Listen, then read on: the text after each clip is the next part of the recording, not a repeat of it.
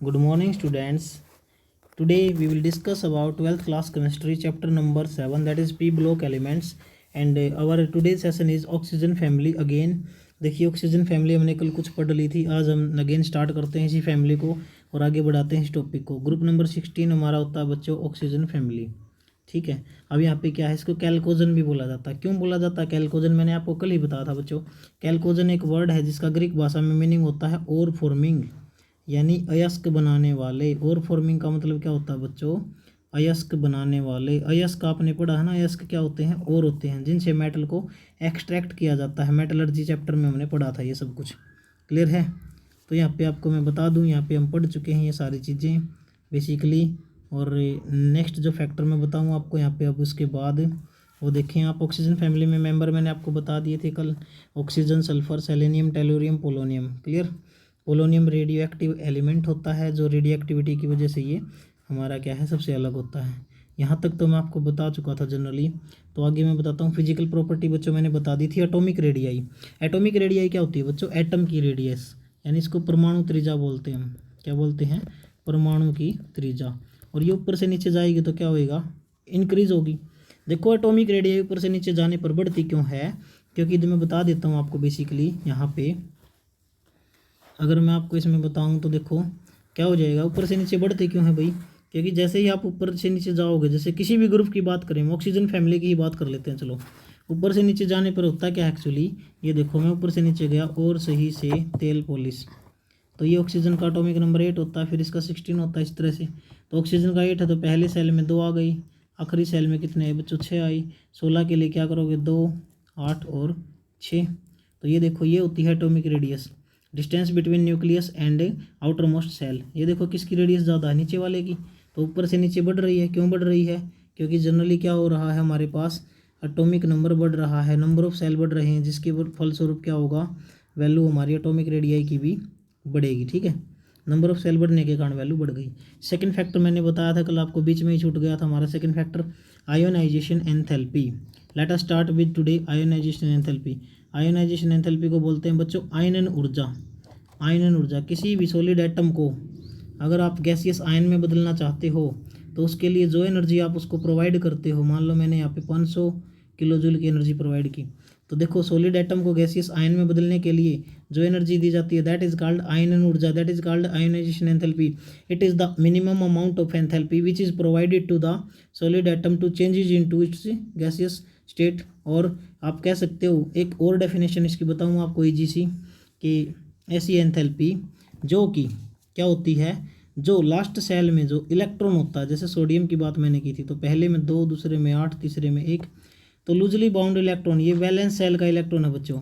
इस इलेक्ट्रॉन को, valence shell के इलेक्ट्रॉन को बाहर निकालने के लिए जो एनर्जी दी जाती है, कम से कम एनर्जी दी जाती है। देखो बाहर क्यों निकाला जाता है, ताकि इसका ऑक्टेट पूरा हो जाए। तो किसी भी एटम को स्टेबल बनाने के लिए जो कम से कम एनर्जी दी जाती है दैट इज आयोनाइजेशन एंथैल्पी। और बच्चों ये कई प्रकार की हो सकती है, अगर मैं बात करूँ इसकी तो ये हो सकती है first ionization enthalpy, second ionization enthalpy, third ionization enthalpy, it may be of various type. ठीक है, अगर लास्ट सेल का इलेक्ट्रॉन निकालना चाहते हो तो फर्स्ट आयोनाइजेशन एंथैल्पी बोलते हैं, अगर सेकंड सेल का निकालना चाहते हो तो second ionization enthalpy, third shell का निकालना चाहते हो तो थर्ड आयोनाइजेशन एंथैल्पी। सबसे ज़्यादा कौन होगी, थर्ड, फिर कौन होगी, सेकंड, और फिर सबसे कम कौन होगी, फर्स्ट। क्लियर। चलिए ऊपर से नीचे वैल्यू बढ़ती है या घटती है बताओ। जब ऊपर से नीचे आप जाओगे तो आयोनाइजेशन एंथैल्पी की वैल्यू क्या होएगी, ऊपर से नीचे जाओगे तो डिक्रीज होगी, है ना। और लेफ़्ट टू राइट जाओगे तो क्या होगी, लेफ़्ट टू राइट वैल्यू क्या होगी भाई, इंक्रीज होगी। क्योंकि जो हमारा साइज होता है ना, रेडियस होती है एटॉमिक रेडियस या एटॉमिक साइज भी बोल सकते हो आप इसको, उस रेडियाई के आयोनाइजेशन एंथैल्पी इन्वर्सली प्रोपोर्शनल होती है। तो आप इतना ही लिख दें इसमें कि ऊपर से नीचे जाने पर साइज क्या होता है, बढ़ता है। साइज क्या होता है बच्चों, बढ़ता है, ऊपर से नीचे जाते हैं तो। और साइज बढ़ने के कारण ही हमारा क्या है, एटॉमिक जो आयोनाइजेशन एंथैल्पी है वो क्या हो जाती है, घट जाती है। क्यों भाई, देख लो, आप खुद देख लें एक बार। जैसे मैं बात करूं सोडियम की, 2, 8 और 1, ठीक है। फिर मैं बात करूं पोटेशियम की, 2, 8, 8 और 1, ठीक है। तो देखो जितना भी दूर जाते जाएंगे, ये न्यूक्लियस होता है, न्यूक्लियस से जितना दूर जाते जाएंगे, ठीक है। और ये हमारा क्या है, ये भी न्यूक्लियस है। न्यूक्लियस से इसमें क्या है, इसमें नज़दीक है, इसमें दूर है। तो जितना साइज हमारा बढ़ता है, ठीक है, उतनी ही क्या है आयोनाइजेशन एंथैल्पी क्या हो जाती है, डिक्रीज होएगी या इंक्रीज होएगी, बढ़ने से डिक्रीज करेगी, घट जाएगी। ठीक है, क्योंकि देखो साइज बढ़ रहा है तो ये हमारा न्यूक्लियस में जो लास्ट इलेक्ट्रॉन है ये न्यूक्लियस से दूर होता चला जाएगा, जिससे ये वैल्यू हमारी क्या है डिक्रीज हो जाएगी। ठीक है, कर लोगे ना। बट कुछ सिचुएशन ऐसी हैं यहाँ पे, अगर मैं बात करूँ 15th ग्रुप की और 16th ग्रुप की, तो 15th ग्रुप की कन्फिग्रेशन NH2NP3 होती है, 16th ग्रुप की कन्फिग्रेशन NH2NP4 होती है। तो एक चीज़ और याद रखो, कई बार ये वैल्यू एक्सेप्शनल हो जाती है। एक्सेप्शनल वैल्यू होने के कारण क्या हो जाता है, उसके बाद हम इसमें अगर देखेंगे तो एक्सेप्शनल वैल्यू होने से तो यहाँ पे क्या सिचुएशन हो जाएगी भाई। अगर मैं बात करूँ यहाँ सिचुएशन की, तो अकॉर्डिंग टू सिचुएशन अगर मैं चलता हूँ इस ग्रुप में, देखो ऐसे चलता हूँ मैं, इधर की तरफ चलूँ, देखो कैसे, बिस्नोफ हनी, बिस्नोफ हनी। तो यहाँ पे चलते वक्त जो है ऑक्सीजन की वैल्यू क्या होनी चाहिए भाई, लेफ्ट टू राइट इंक्रीज होती है ionization enthalpy. So according to the rule यहाँ पे ऑक्सीजन की आयोनाइजेशन एंथैल्पी ज़्यादा होनी चाहिए, है ना, और नाइट्रोजन की ionisation enthalpy should be less. But यहाँ उल्टा केस है बच्चों, एक्सेप्शनल केस है, बता देता हूँ मैं, हेयर इज एक्सेप्शनल केस। यहाँ पर एक अपवाद है। क्या अपवाद है भाई, देखो ध्यान से, इलेक्ट्रॉनिक कन्फिग्रेशन करके देख लो।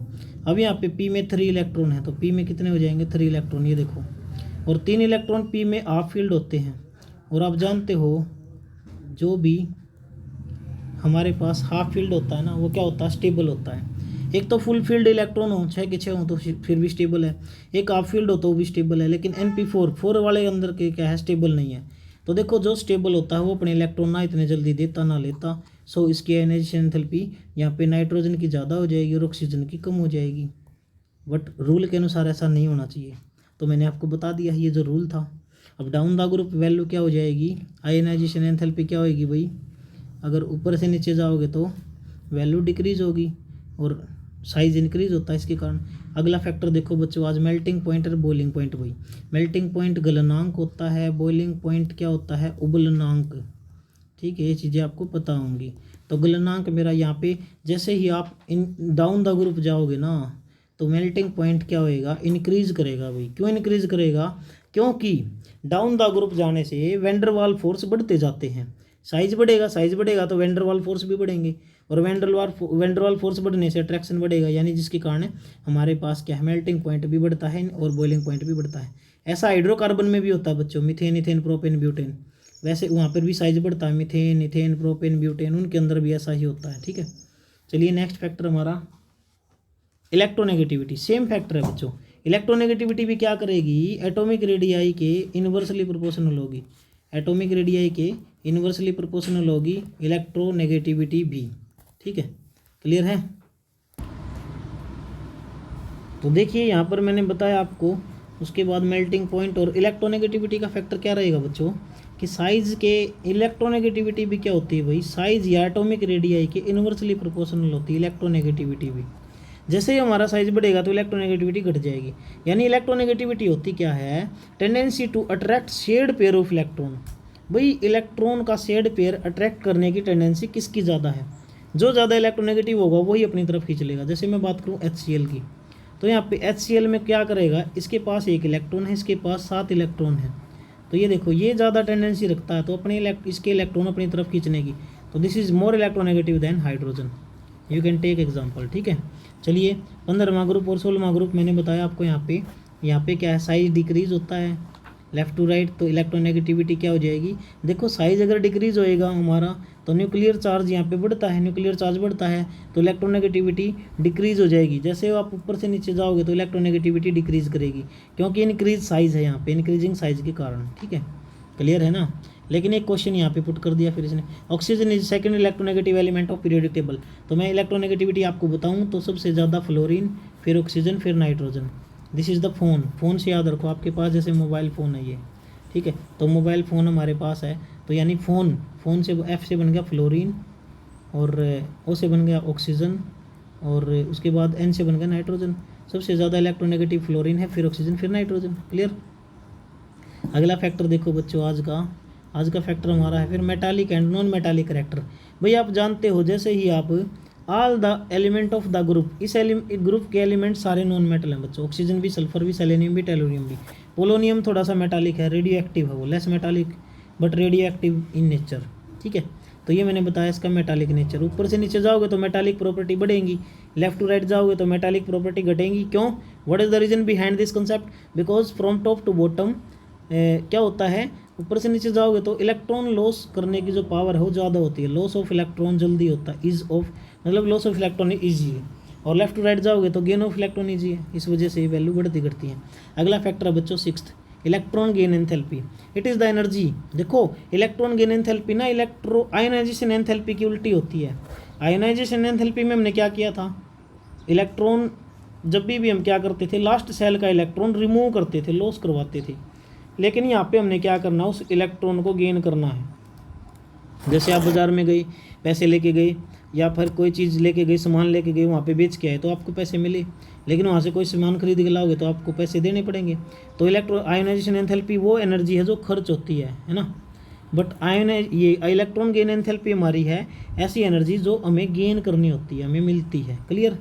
इसका दूसरा नाम भी है बच्चों, एक मैं आपको बताऊं तो यहाँ पे इसका अदर नेम हमारे पास है इलेक्ट्रॉन एफिनिटी। इसका सेकंड नेम क्या है भाई, इलेक्ट्रॉन एफिनिटी भी बोला जाता है इसको। तो it is the energy release when we add electron to outer most shell of an isolated gaseous atom. आप जब भी गैसियस एटम में कोई इलेक्ट्रॉन देते हो तो उसके लिए जो एनर्जी हमें मिलती है, मिली हुई एनर्जी इलेक्ट्रॉन गेन एंथैल्पी, खर्च हुई एनर्जी आयनाइजेशन एंथैल्पी। ऊपर से नीचे जाओगे सेम फैक्टर है बिल्कुल, आयनाइजेशन एंथैल्पी, इलेक्ट्रोनेगेटिविटी, और हमारे पास जो अभी पढ़ रहे हैं हम इलेक्ट्रॉन गेन एंथैल्पी, ऊपर से नीचे जाने पर डिक्रीज होती हैं। क्यों? साइज के कारण, अभी बता दिया मैंने इसमें, ठीक है। क्लियर है? लेफ्ट टू राइट जाओगे तो क्या होएगी, इंक्रीज होएगी साइज के कारण। लेकिन एक्सेप्शनल यहाँ पे देखने को आपको मिलेंगे, ये देखो एक्सेप्शनल केसेज हैं, ये वैल्यू लगातार नहीं घट रही, बल्कि ऑक्सीजन, फिर सल्फर, फिर सेलेनियम, तो कुछ वैल्यू यहाँ पे why sulphur has high value of negative electron gain enthalpy, क्योंकि size of oxygen is very small. देखो ऑक्सीजन हमारे पास क्या है, एक्सेप्शनल यानी एबनॉर्मल बिहेवियर आपको शो करता है। मैंने बताया था ऑक्सीजन के कुछ एनोमलस प्रॉपर्टी होती हैं बच्चों। स्मॉल साइज है इसका, पहली बात तो स्मॉल साइज होने के कारण ऑक्सीजन का वेरी स्मॉल साइज है सल्फर के कंपैरिजन में, इसलिए ऑक्सीजन हमारा क्या है, सफ़र एंटर इलेक्ट्रॉनिक कन्फिग्रेशन अगर देखोगे तो आप इसमें क्या है, अब देखो ऑक्सीजन का छोटा साइज है और इसमें ही ज़्यादा इलेक्ट्रॉन है, 6 इलेक्ट्रॉन यहाँ पे रेंज है, देखो 6 इलेक्ट्रॉन, और इलेक्ट्रॉन अगर आएंगे तो यहाँ पे क्या होगा, इलेक्ट्रॉन इलेक्ट्रॉन रिपल्सन होगा, और इलेक्ट्रॉन इलेक्ट्रॉन रिपल्सन के कारण क्या है, वैल्यू थोड़ी सी घट जाएगी। क्लियर? इस वजह से मेरे पास क्या है, sulphur has high value of gain enthalpy, क्योंकि इसका साइज बड़ा है, इलेक्ट्रॉनों को आसानी से गेन करेगा, लेकिन रूल के अनुसार ऐसा नहीं होता, समझ गए ना। उसके बाद देखो एलिमेंटल स्टेट। एलिमेंटल स्टेट क्या कहती है, लास्ट पॉइंट है भाई, प्रॉपर्टी का आज इतना ही पढ़ेंगे। Oxygen exist diatomic gas where sulphur exist packed ring solid why, क्योंकि ऑक्सीजन में पी पाई बॉन्डिंग होती है बच्चों, जबकि हमारा जो सल्फर में ऐसा नहीं होता, सिंगल बॉन्डिंग होती है उसमें, ठीक है। तो आज हमने किया ये properties. Thank you for watching, have a nice day, bye bye.